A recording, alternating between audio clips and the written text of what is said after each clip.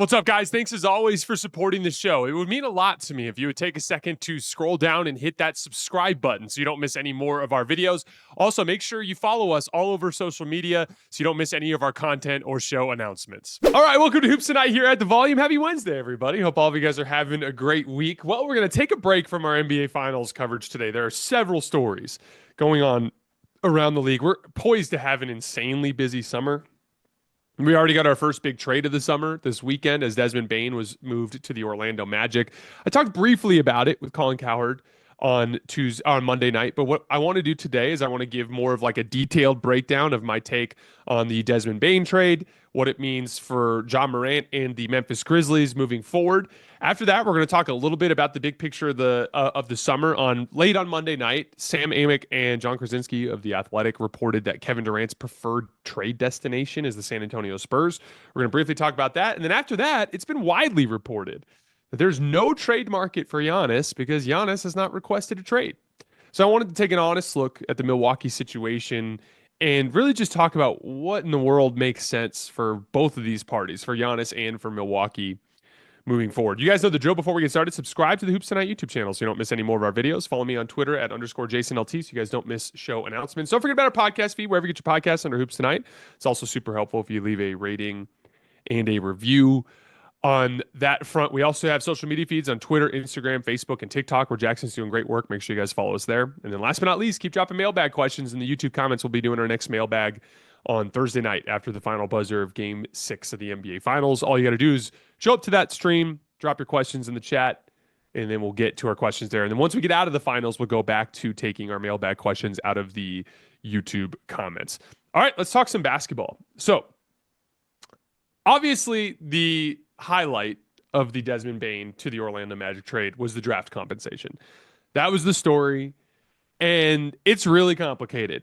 The thing with draft compensation is it's always a little bit more complicated than meets the eye. It's very easy to just throw out a number of draft picks like, 3 firsts, 4 firsts, 2 firsts, 2 firsts and a swap, whatever it is. But protections matter. It makes a huge difference. The difference between a top 10 protected first-round pick in value compared to an unprotected first-round pick is pretty massive. Those are substantial swings in value, right? And so to give up 4 unprotected first-round picks feels steep. But before we even go any further into that, the value only matters in the context of what a team is trying to accomplish. Like, how much does Desmond Bane fit specifically with Orlando? That makes a big difference in what the price tag should be, right? Was Memphis even considering trading Desmond Bane? For all we know, Memphis didn't want to, and this is literally what it took to pry him away. Desmond Bane has a very unique skill set. I've seen a lot of people hung up on like what level of player Desmond Bane is. How does he relate to a Mikal Bridges? Like, well, is Kevin Durant going to go for 4 unprotected first-round picks? Like these kinds of things. And take that away for a second and focus on the fact that what Desmond Bane does is a very rare skill set in the NBA. There were only 5 players in the entire NBA last year to attempt at least 50 shots coming off of off-ball screens and to make at least half of them. 5 in the entire NBA. Ultra efficient movement shooting. It's an extremely rare trait. Overall, he's one of the best jump shooters in the NBA. Among 58 players to attempt at least 500 jump shots last year, he ranked 12th in efficiency. So he's an upper tier, high volume jump shooter. He shot 60% on field goal attempts coming off of off-ball screens. That's a field goal percentage, guys. In effective field goal percentage, he was over 70%. His 60% field goal percentage was number 1 in the NBA among the 56 players who attempted at least 50 shots coming off of screens. He shot 52% on threes coming off of off-ball screens. 38% on off-the-dribble threes coming off of high ball screens. He brings a mid-range element. He's a great short-range jump shooter. He shot 50% last year on jump shots inside the three-point line. This is a very unique skill set in that he brings movement shooting, off the dribble shooting, going both directions, right and left, and at both the 3-point line and inside the 3-point line. It's a very rare skill set. And over the course of the last couple of years, this has been an advantage of Ja Morant's, off-court shenanigans and his injuries. Bane has had to do so much work on ball that he's figured out how to weaponize that attention for easy opportunities over the top. He became a substantially better playmaker out of these screening actions in the last couple of years compared to the player that he was in the past. These shots are so difficult, these off-screen shots, that most teams guard them with what is effectively an off-ball version of a drop coverage. So let's just take a wide pin down, for example. If Desmond Bane comes off of the left corner, off of a wide screen from a big, most players, if it's not Desmond Bane, if it's like just a regular kind of like shooter in the NBA, like say Dalton Connect from the Lakers, for instance, what they're going to do is they're going to put a lock and trail defender on that player, on Dalton Connect, and then they're going to have the big man basically sag back in the paint in case Dalton curls the screen so you can take away layups. And they're going to be like, let's see if you can hit this shot with the side view contest, with the rear view contest, with this guy chasing over the top of the screen and knocking it down.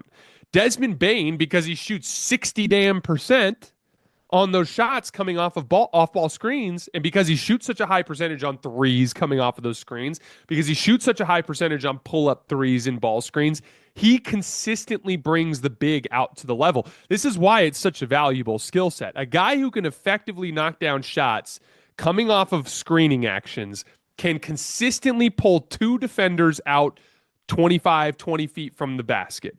That opens up the 4-on-3 spacing. That opens up all the opportunities for playmaking on the interior. And Desmond Bane, over the last couple of years, figured out how to pass out of those actions, pocket passes, over-the-top passes to beat blitzes, to beat shows.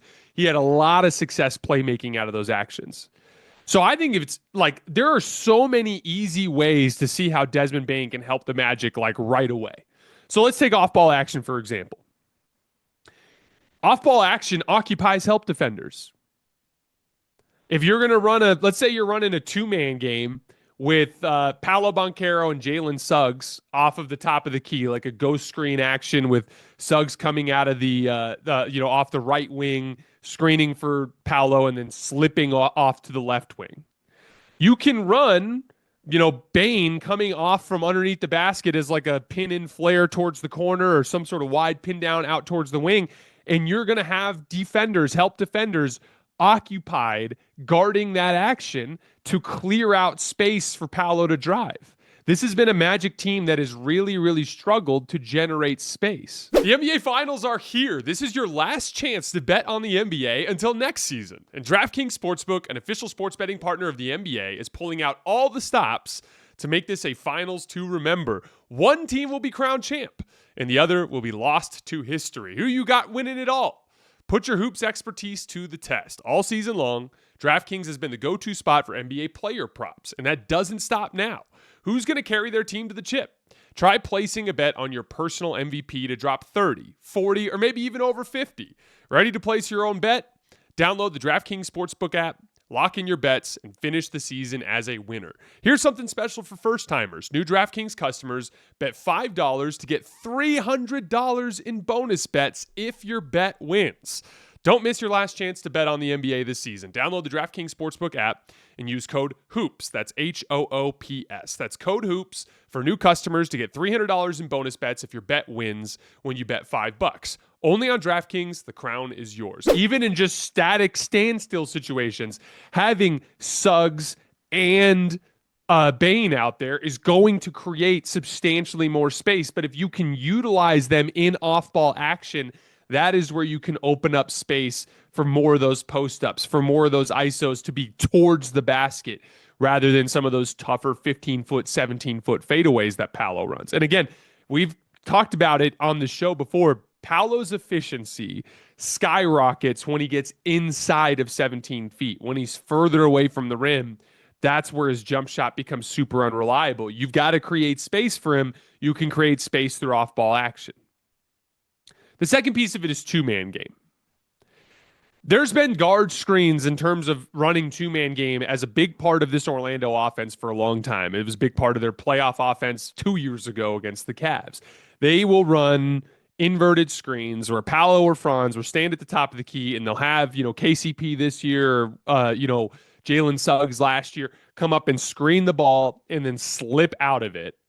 And basically, that's ending in a hedge and recover in many cases, or they're hoping to get some kind of switch so Paolo can attack a small, right? But you can get away with hedging and recovering when the shooter isn't that good. That you can get away with gapping out of that action or lingering in that action when the shooter's not that good. What comes into the equation with Desmond Bane is you actually have to account for his jump shooting in a real way, or he's going to burn you to the tune of 52% on threes coming off of off-ball screens, 60% overall, hitting damn near 40% of pull-up threes and ball screens. So what makes a two-man game work and function is two guys need to be guarded by very different types of defenders, right? So Paolo and Franz, they require big, strong forwards to match up with them. That is what they demand in terms of the physical matchup, right? What kind of player does Desmond Bane require? He requires a good lock and trail defender. With a Jalen Suggs, with a KCP, you could get away with hiding a weak defender. You could get away with hiding a weak defender and be like, hedge and recover. All you got to do is throw a hedge and get back into the action. You won't be able to do that with Desmond Bane. You're going to have a quality guard defender that can guard in a lock and trail context, that can chase him around screens and stay attached. So I have a smaller, lower center of gravity lock and trail defender, and then I have a big, strong forward matched up with Paolo and Franz. Now I'm going to pretty consistently put the defense into a predicament where if they hedge, Bane is slipping out and he's going to hit that three damn near 50% of the time. You can't. It ain't going to work. So your only option is to either have that guy chase, in which case if your man sets a screen, Paolo's getting downhill. If you stay home on Bane when Bane's running inverted screens and Bane sets a good screen on Paolo's man and Bane's man stays attached to him, Paolo's turning the corner and he's going downhill. So you have to switch. You have to. And so now you're going to be able to consistently get the favorable matchup with a smaller guard defender guarding Paolo. Bane is going to be able to pull that big forward away from the paint above the break to space the floor better. You will be able to run effective two-man game with those inverted guard screens with Bane at a completely different level than what you were able to run in the past. Bane in ball screens. Bane was a super high volume ball screen player this year. I think he ran like 800 something pick and rolls this year for Memphis. Desmond Bane is very capable of weaponizing Paolo and Franz's roll men. Same exact concept. He's being guarded by a strong physical guard that can get through screens, right? That's the type of defender he's going to draw. And Paolo and Franz are going to be guarded by these big forwards. They're going to be able to screen for Bane. And same thing, Bane's going to come off the screen, and you better be up there at the level. If you're not up there at the level, he hits almost 40% of his pull-up threes. You show at the level, boom, pocket pass to Paolo. Rolling downhill to the rim in a 4-on-3, right? There's going to be a lot of opportunities for them to unlock openings in traditional coverages when teams are unwilling to switch. And when they are willing to switch, you're going to be regularly able to get favorable matchups for both guys because they get guarded by such different types of defenders. And in both cases, like if Paolo or Franz gets a matchup that he wants off of an inverted ball screen or off of a Bane ball screen, Bane will be able to pull that bigger forward away from the basket and create more space. It is such a natural basketball fit. So here's the thing. Was it expensive? Yeah, expensive as hell. But we don't know the details about whether Desmond Bane was even available. We don't understand what the negotiation looked like. And it is a very natural fit, and I admire the aggression.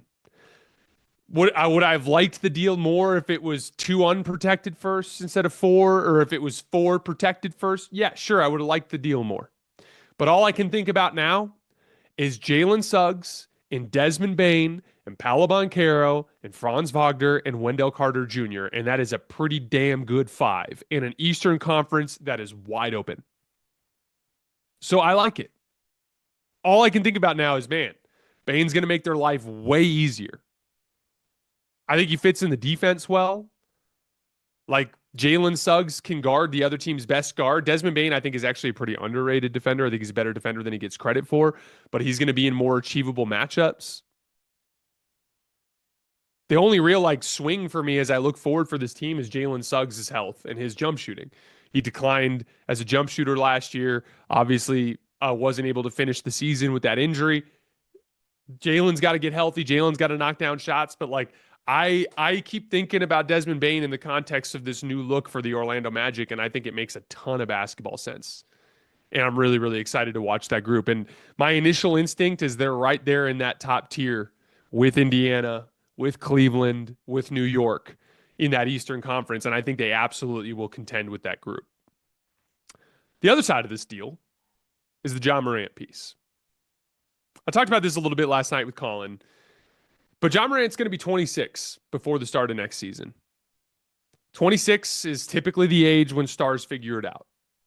That's typically the stage when the insane talent of their athleticism meets the growing experience in basketball IQ piece. From that point forward in your career, it's more sore knees, more sore feet. Your athleticism slowly declines, but your experience and skill improves, and so you can plateau from 26, 27 to 33, 34, maybe sometimes 35, 36 with how these guys are aging so well in the league these days. But this is the age where players start to figure it out. And Ja is just not the same player he was back in that 2022 season. Took his team to within 2 wins of the conference finals, was this dominant high volume scorer and playmaker. His scoring volume has dropped every season since that year. He's on 2 consecutive seasons of his scoring efficiency going down. He just posted his 2 lowest games played totals of his career in the last 2 seasons. It doesn't look good. And so I think Memphis just looked at the situation and was like, okay, we just got 4 unprotected firsts for Bane. I think it's time to start looking at what you could get for Ja. It's time to start looking at what you could get for Jaren Jackson. This group is flawed. The Western Conference has a lot of teams that are substantially better. I talk all the time about self-awareness being the key. You got to be willing to look in the mirror and be like, we are not close. We need a real change. And to me, Memphis appears to be making that sort of decision as we speak. I am a believer in Ja.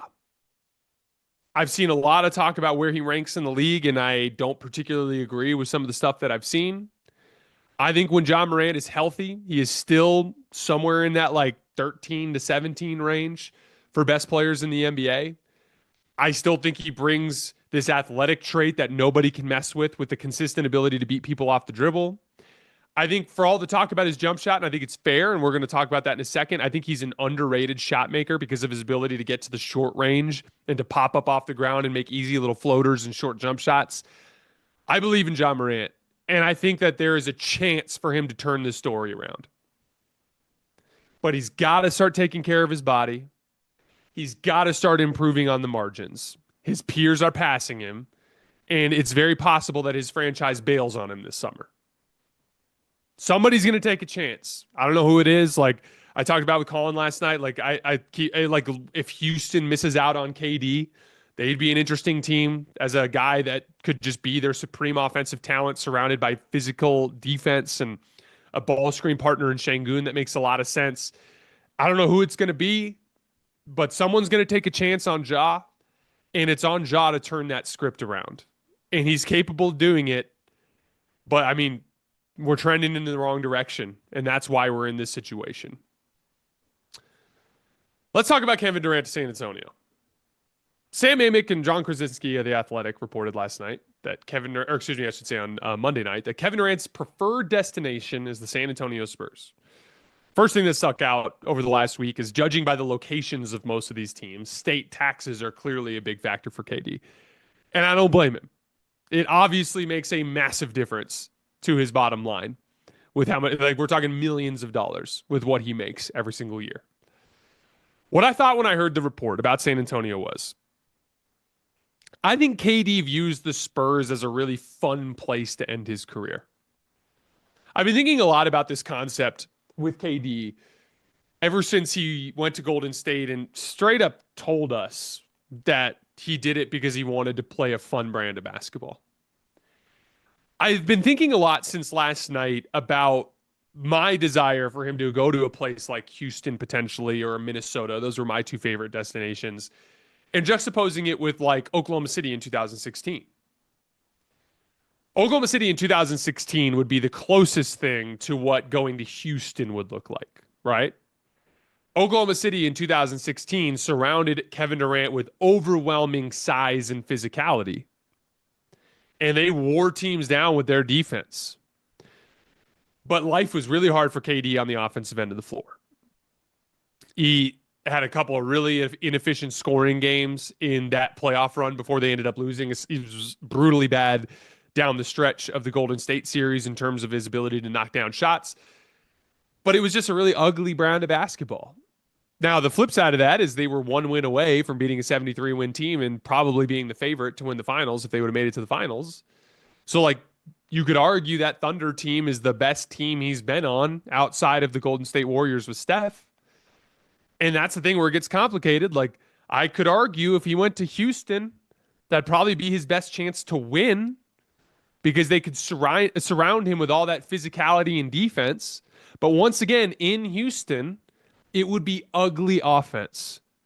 It would be a lot of like 27, 28 field goal attempt nights where he makes 11, 12 shots and has 4 or 5 turnovers because it's ugly, because it's difficult, because they're depending on him to carry them over the top with his offense based on a defense and physicality model.